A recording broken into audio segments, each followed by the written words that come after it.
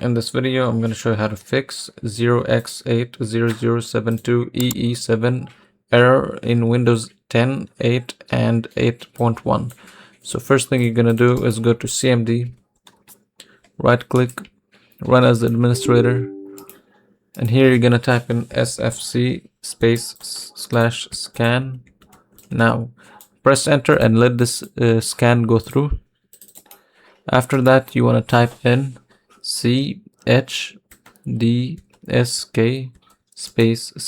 /F/R and press enter, and here it's gonna ask you if hold on, I think I wrote this incorrectly. So CHKDSK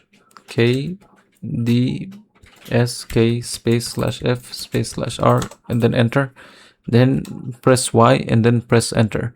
So this will basically scan your computer. The next time you restart your PC, you're gonna see a scan, like a CMD tab that's scanning. So just make sure you let it finish the scan, and this will reboot your computer normally. So after you do this, see if this fixes your issue.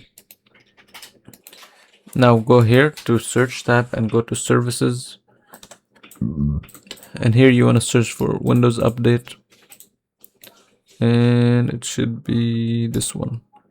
Right click on it, properties, make sure this is set to automatic, click start.